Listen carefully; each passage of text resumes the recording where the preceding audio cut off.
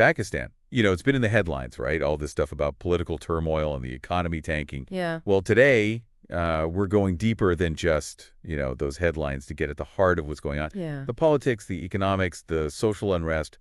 And I think, honestly, what's really important for us today is to look at how these things connect and why it should matter to you, even if you don't live anywhere near Pakistan. You're absolutely right. And it's easy to think, oh, this is just something happening way over there. But this is a nuclear-armed country we're talking about, over 240 million people. Yeah. And what happens there? Well, it has implications for everything. I mean, global security, the economy. It could even impact humanitarian efforts around the world. Yeah, it's funny. When I was going through the sources for this one, it's a pretty sobering picture. One report actually highlighted that Pakistan is spending something like more than 70% of its annual budget just on debt servicing. Wow. Which doesn't leave a whole lot for things like healthcare, education, or investing in its future.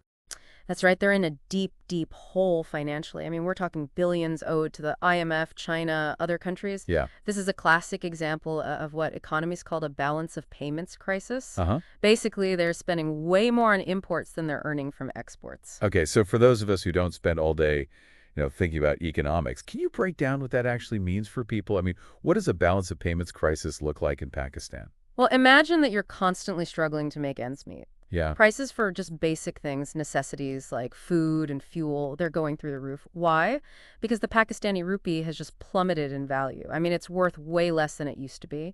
Now the IMF has stepped in and offered some bailouts, but those come with their own set of problems, They often require these really strict austerity measures, like spending cuts and tax hikes. Yes. They may be necessary in the long run, but in the short term, they make life incredibly difficult for ordinary Pakistanis, people who are already struggling.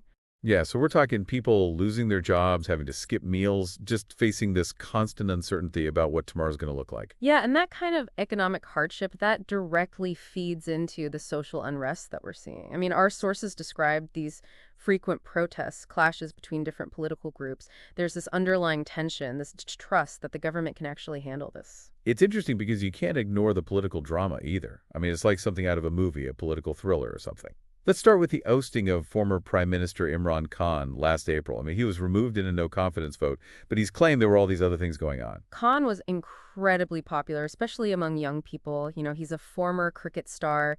He presented himself as this anti-establishment figure, someone who's really going to fight for the common man. Yeah. And his claims were that his removal was orchestrated by outside forces. He was specifically pointing the finger at the U.S. and that the military was involved in this plot to get rid of him.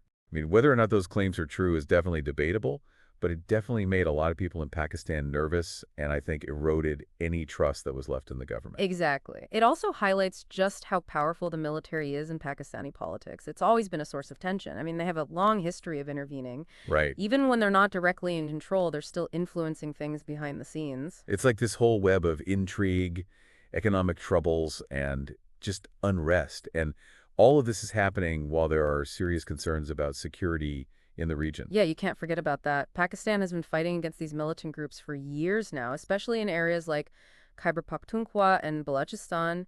These groups, they carry out attacks. They make the country unstable. They create this atmosphere of fear. And, I keep thinking about what's happening next door in Afghanistan. The Taliban back in power. That's got to be concerning. It is. I mean, there's a lot of worry about spillover, like an increase in refugees and maybe even emboldened extremist groups operating along that border. And like that wasn't enough. They got hit by those massive floods in 2022. Millions of people displaced. Infrastructure was just destroyed. I mean, their economy was already in a bad place. Right. That was like a knockout punch. When I was reading about it, the scale of those floods was just devastating. Entire villages just wiped out. People lost everything. It just really drives home the human cost of all of this. It's not just statistics. We're talking about real people whose lives have been turned completely upside down. Yeah. Yeah, it really highlights that these big global challenges, they have very real impacts on people's lives. And it's not just the immediate impact, the floods. They also showed just how vulnerable Pakistan is to climate change. I mean, think about it. More frequent natural disasters and maybe even worse ones in the future. That's a scary thought. It feels like they're dealing with everything all at once. Okay, so let's talk more about this relationship between Pakistan and its military. It's like this force that's always there, always shaping the political landscape. It's not even just about coups or direct military rule. It's about the influence they have behind the scenes. It's subtle, but it's everywhere. One source actually described it as a deep state. Basically, it's this network of powerful people, military and intelligence figures, and they control key institutions. Decisions get made, but they're the ones really pulling the strings. Okay, so how does that work in real life? How do they actually exert that influence? Well, for one thing, they've got the huge economic empire. They own businesses, land, tons of investments. I mean, that gives them serious financial power. They also have a lot of say in foreign policy, especially when it comes to things like their relationship with India, with Afghanistan. So politicians have to be really careful not to upset the military. Exactly. And this all plays into how the public sees things. Many Pakistanis, they actually view the military as a stabilizing force, especially when the civilian government is seen as corrupt or incompetent. So it's a tricky situation. People are kind of wary of the military's power, but they also look to them when they need security and stability. That's a good way to put it. It's like a double-edged sword, right? The military's involvement, it can help, but it can also make things worse. Like, take Imran Khan, for example. His relationship with the military, it was complicated. Right. At first, he was seen as their guy, but then things went south. Yeah, and then all those claims he made about a U.S.-backed conspiracy and the military trying to oust him, I mean, that really threw a wrench in things. Definitely. It doesn't even matter if those claims are true. What they did was tap into this public fear about how much influence the military has, and it just divided an already fractured nation even further. So where does that leave Pakistan? They've got a new government led by Prime Minister Sharif. But is he really in charge, or is the military calling the shots? That's the big question. Sharif comes from a powerful family, a real political dynasty, but it's a tough situation for him.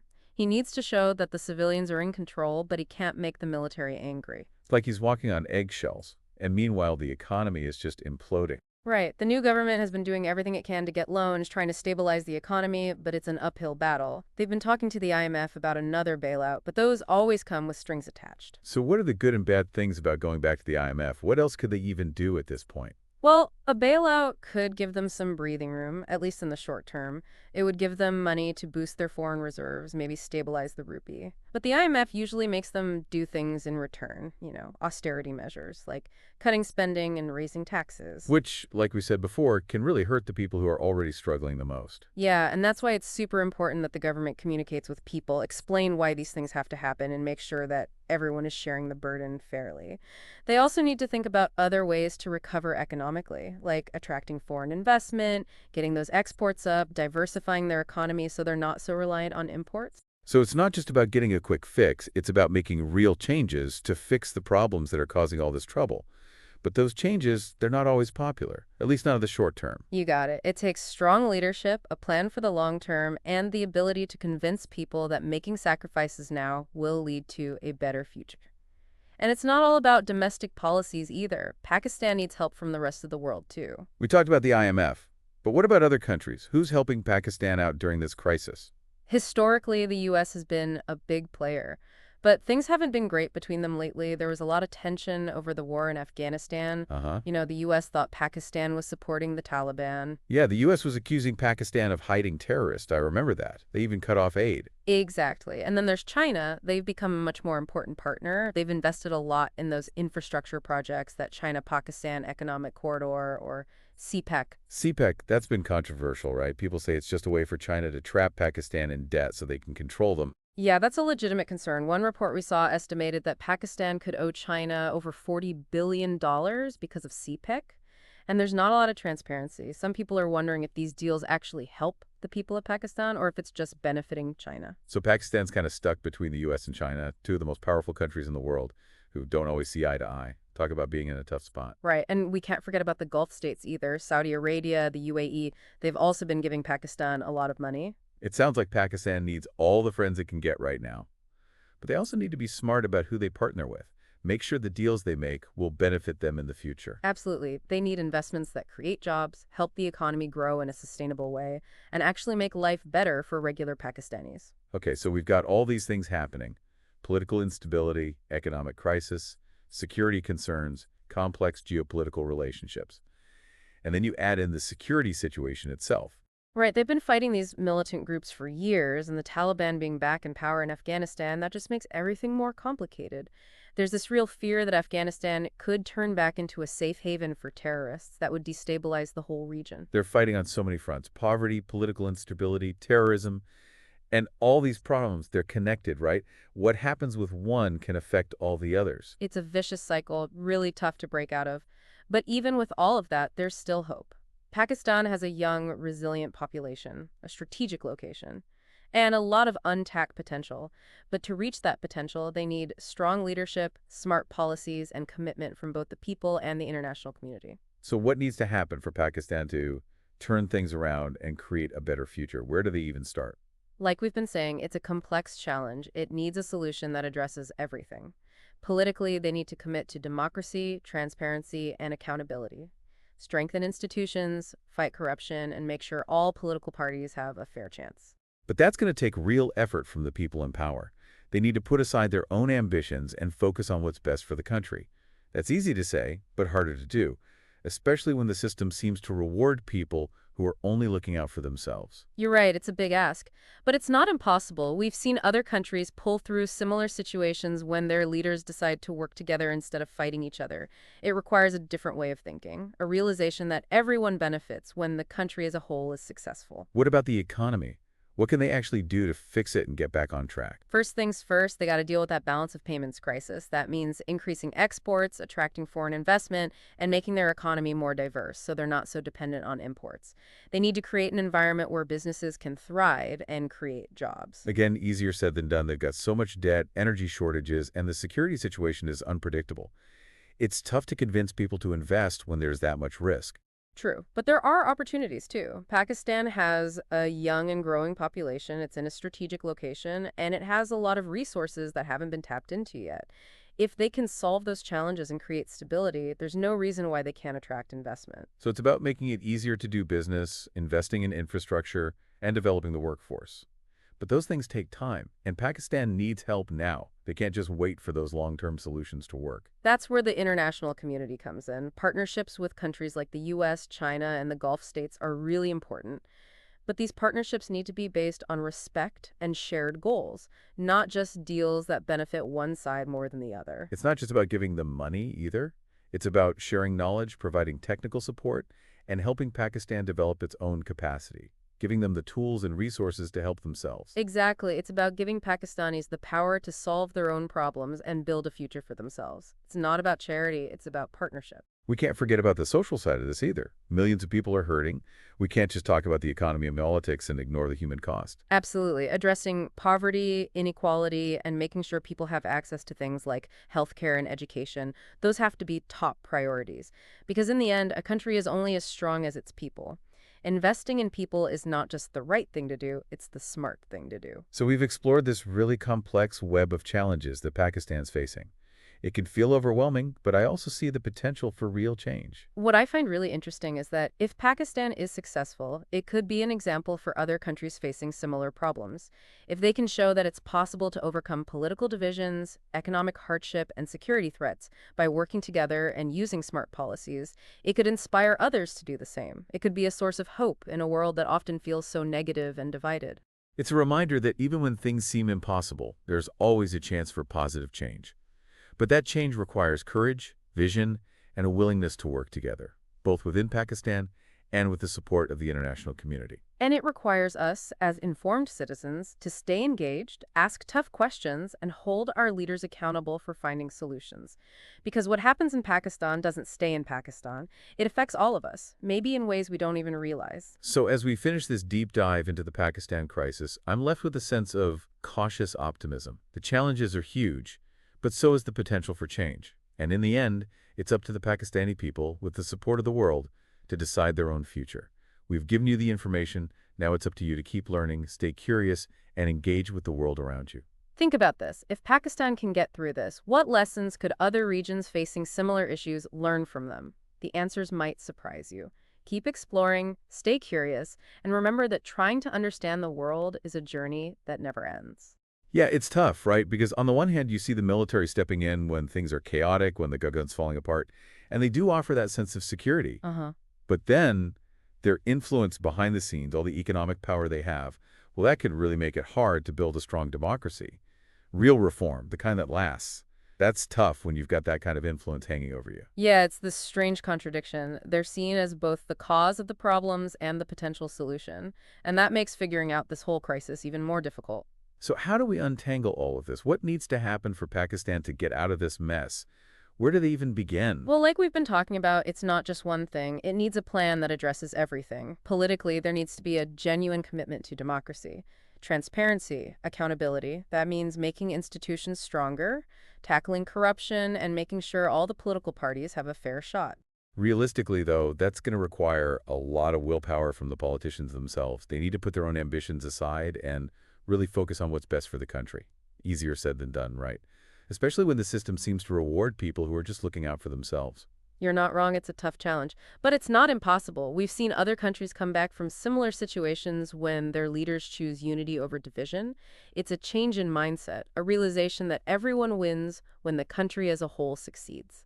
And what about the economy? What concrete steps can they take to stabilize things and get back on the right track? The biggest thing is dealing with that balance of payments crisis. That means increasing exports, attracting foreign investment, and diversifying the economy so they're not so reliant on imports.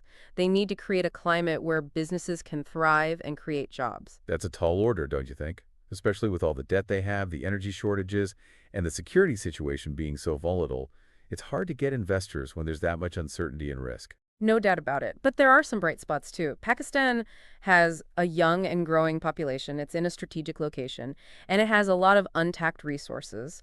If they can tackle those challenges and create some stability, there's no reason why they can't attract investment. So it's about making it easier to do business, investing in the infrastructure, and developing the workforce. But that all takes time, and Pakistan needs help right now. Right. That's where the international community comes in. Partnerships with countries like the U.S., China, the Gulf states, those are crucial, but they need to be partnerships built on mutual respect and shared goals, not just one-sided deals. And it's not just about throwing money at the problem. It's about knowledge transfer, technical assistance, helping Pakistan build its own capacity, giving them the tools to help themselves. Exactly. It's about empowering Pakistanis to solve their own problems and build a future for themselves. It's not about charity, it's about partnership. And we can't forget about the social dimension of this crisis. Millions of people are suffering. We can't just focus on the economy and politics and ignore the human cost of all this. Absolutely. Tackling poverty, inequality, making sure people have access to healthcare and education, those have to be top priorities. Because ultimately, a nation's strength comes from the well-being of its people. Investing in people isn't just the right thing to do, it's the smart thing to do. So we've really gone deep on this, haven't we? All these challenges that Pakistan is facing, how interconnected they are. It can feel kind of overwhelming, but I also see a real possibility for change. What I find really fascinating is that if Pakistan can pull through this, it could be a roadmap for other countries dealing with similar issues. Imagine if they can show that it's possible to overcome political divisions, economic hardship, and security threats. It could inspire others to follow their lead. It could be a real beacon of hope in a world that often feels so negative and divided. It reminds us that even when things seem impossible, positive change can still happen. But it takes courage, vision, and a willingness to work together, both within Pakistan and with the support of the global community. What's particularly intriguing is that Pakistan's success could be a model for other countries facing similar challenges. If they can demonstrate that it's possible to overcome political divisions, economic hardship, and security threats through collaborative action and smart policies, it could inspire others to follow suit. It could be a beacon of hope in a world that often feels consumed by negativity and division. And it requires all of us as informed citizens to stay engaged, to keep asking those tough questions, to hold our leaders accountable for finding solutions. Because what happens in Pakistan doesn't stay in Pakistan. It affects all of us, maybe in ways we don't even realize. Think about this. If Pakistan can successfully navigate these turbulent waters, what lessons could be applied to other regions grappling with similar complexities? The answers might surprise you. Keep exploring, stay curious, and remember that the pursuit of understanding is a lifelong endeavor. So as we wrap up this deep dive into the Pakistan crisis, I'm left with this feeling of cautious optimism. The challenges are huge, but so is the potential for transformation. And in the end, it's up to the Pakistani people, with the help of the world, to shape their own future. We've laid out the information for you, but the journey continues. Keep learning, stay curious, and engage with the world around you.